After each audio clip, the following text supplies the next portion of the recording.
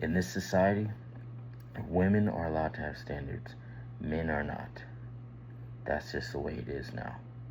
So we can only voice our either we can voice our standards online or in public and get ridiculed, killed as men, or we can just say it amongst each other or keep it on the inside.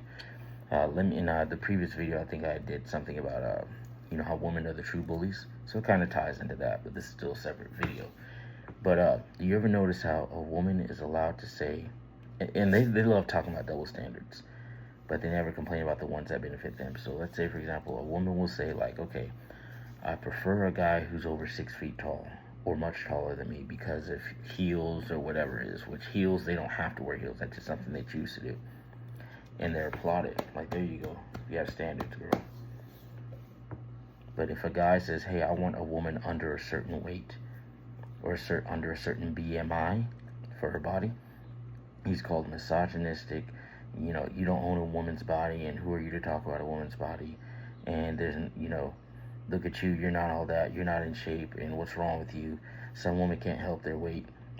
But at the same time, they don't care that no man virtually can help their height unless you're one of those guys that let women get to you that bad that you broke your legs and stretched them out to make yourself taller. I'm sure you've seen those stories. Another example is they say things like, okay, I want a guy who makes $1 million a year or 500 grand a year. And I won't accept anything less than that. When in reality, yes, we know they're still sleeping with men who make less than that. They're just saying that on camera or online towards the guys they don't find physically or sexually attractive. But anyways, but if a man, God forbid, is like, you know what, and then let's even say like, getting $1 million a year isn't easy. Yes, there's some people that are doing it, but it's a small percentage of men. So that's not something easily attainable. But if a guy, God forbid, is like, you know what, I want a woman who slept with less than 5 guys, preferably a virgin, but less than 5 guys, immediately he's called a misogynist or he's called insecure. Because it's like, oh, you don't think you can measure up to the other guys and this and that? It's like, who wants to have to measure up to that many other guys?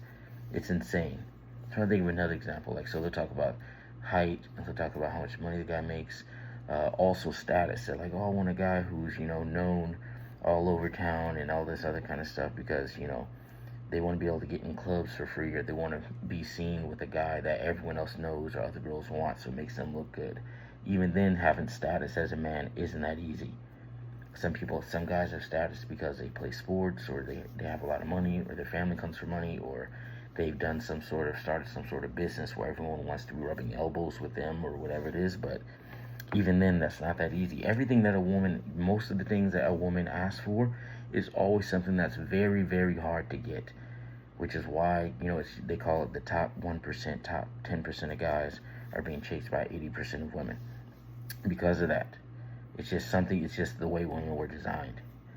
But most of the things a man asks for is completely in a woman's control and something that she can easily do.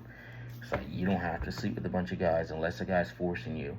And even then, try not to put yourself in positions like that. Anyway, because my personal observation or my thought process is like, when I hear the R word, and you know what I mean when I say the R word, I think of a woman innocently walking to a library somewhere that she's supposed to be, checking the mail, and then some crazy dude pops out with a knife and says, get behind the bushes, and forces her. Not the whole a woman being out at 2 a.m. anyway in the first place, scantily dressed, um, being somewhere she's not supposed to be, being around dudes, and then going to a guy's house, and then things end up happening, and then she regrets it later and says, oh, I was... But anyways, that's a topic for another video as well, too. I'm not taking away from situations that actually happened where it's, the woman wasn't any putting herself in any position like that for that to happen, and if someone just took advantage of her, that's completely different. But yeah, man, it's like, you either got to keep your standards to yourself, talk about it amongst other men, or be prepared to get ridiculed or fired from your job if God forbid you say anything about, like, you know what, I don't want a woman with cankles. Now that's different. Like, if a dude's like, I don't want a woman with cankles to wear like something she can't help, that's kind of different. But it's reasonable for a man to say, hey, I want a woman under a certain weight. I prefer if she doesn't have a bunch of dudes that she slept with already. I'd like her to be pleasant and all these other things, like act feminine and want to raise a family under God and whatever. Like, those are all things for free that literally almost any woman can do. I know some women are just built a certain way that even if they lose all the fat in their body, they're just gonna have a masculine shape, or they're gonna be a certain size or whatever. But almost everything a man asks for is free, and women don't want to do that. It's nuts. Keep your standards high, fellas. Just because these women are trying to punk you into changing yours, don't fall for it. Over and out.